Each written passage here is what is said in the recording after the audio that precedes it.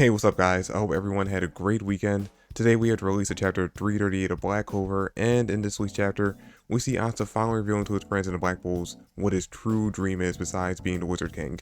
And everyone reacts pretty much exactly how we expect them to, based on how Yuno reacted when Asta told him for the first time. Now, unfortunately, we don't get to hear his dream ourselves, so we'll have to wait another 1000 chapters before we get that big reveal. And then, immediately after that, they start arguing on whether or not they should go help out a friend in need, but they decide to, and by the end of the chapter, we see Asta finally show up to save everyone in danger from All For One / Shigaraki. Okay, so no, in all seriousness, this chapter was actually pretty tame in comparison to the ones we've been getting over the past few weeks.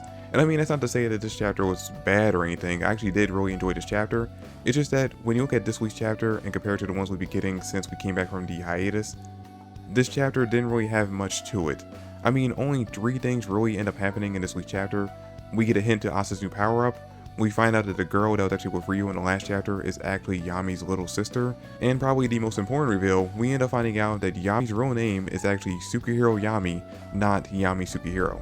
Okay, so the chapter opens up and we see Asta realizing that he's in Yami's home country, and he's wondering how he got there and how he's going to end up getting back to the Clover Kingdom.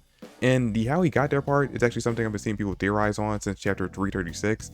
Now, I know the main running theory right now is that Sister Lily regained some control of herself during their fight, and actually managed to, instead of killing Asta, teleport him over to the land of the sun. But I'm just not so sure that's actually what ended up happening, because not at any point during that fight did we even get a second where it seemed like Sister Lily might have regained control over herself. Now, that's not saying that it didn't happen, it's actually most likely what happened. It's just not what I personally believe ended up happening during that moment. Now, I personally think it was actually Ryu who brought Asta here, or at the very least someone he knows did. What I think ended up happening was that Ryu shared his all-seeing eye ability with someone that he knows that can use spatial magic, and at the very last second, they teleported Asta away from the battlefield over into the land of the sun right before Sister Lily could actually kill him. Now, after Ryu gets Asta to calm down, we end up finding out what we all kind of figured after reading the last chapter, that his title of Shogun is basically equivalent to being the Wizard King over in the Clover Kingdom. But unlike the Wizard King, who is supposed to be the strongest wizard in the entire kingdom, we end up finding out that Ryu is actually pretty weak and can't use magic. Which, the obvious comparison between him and Asta is just right there in our face, and I'm looking forward to seeing exactly how the two of them actually developed a relationship while Asta's here in the land of the sun. Because obviously, after finding this out, Asta's going to be looking at Ryu as clear proof that his dream is actually achievable, and he's going to be seeing him as a source of inspiration going forward. And now, finding out that Ryu can't use magic actually leads to a pretty funny scene where the girl with Ryu, who we end up finding out is Yami's sister, gets angry with Asta, and this is when we end up finding out that her name is Ichika, which, quick spoiler for anyone who hasn't read all of Bleach, that's the name of Rukia and Renji's daughter.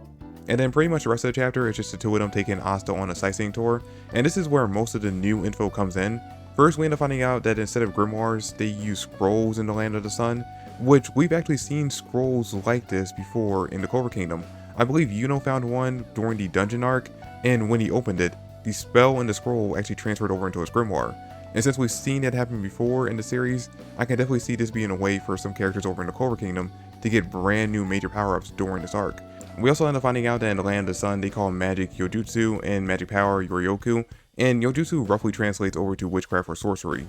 And now, while they're on the tour, they end up getting attacked by some bandits, and this is when we get to see a glimpse of Ryu's eye ability for the first time, because right before the bandits show up, he moves 2 civilians out of the way of where the bandits were going to show up and cause a huge explosion, showing that at least one of the abilities he has is future sight. And then we see Ichika step in and take out the bandits using what seems to be an ability based off a ki instead of magic, because we see her take this martial arts stance, and then when she does, we see this energy going from her eyes and in her arm, and in an instant she takes out all 4 bandits with 1 hit. Now, Asta comments that her ki rose by like 100 times when she attacked, but we do see this dark mist form around her, showing that most likely she can use dark magic just like Yami.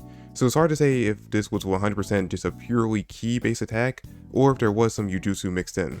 But we can probably assume it's just a ki based ability, because Ryu suggests that Asta trains under Ichika on how to use the techniques that she used against the bandits, and not just her, there's actually 6 other people that he plans on having train Asta while he's here in the land of the sun, and they're called the Ryuzen Seven, which, by the way, Ryuzen actually translates over to Zen Dragon, and I guess they're kind of the equivalent in this kingdom or in this country to the captains in the Clover Kingdom. So yeah, it looks like that over the next few days, Asta's going to be learning how to use ki-based techniques, which that actually makes a lot of sense on how he's going to get such a major power up in such a short amount of time, because we've already seen that Asta is a natural when it comes to ki. I mean, hell, he pretty much basically mastered ki sensing within minutes of Yami teaching it to him, so it shouldn't take him too long to end up learning how to use and master whatever techniques he ends learning from the Ryuzen Seven.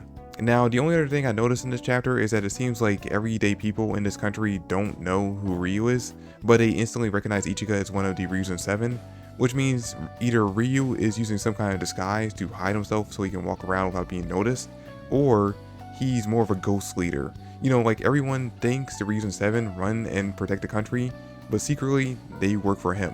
Anyway, that is it for the review, guys. Like I said, I really did enjoy this chapter, but not a lot actually happened in it to talk about.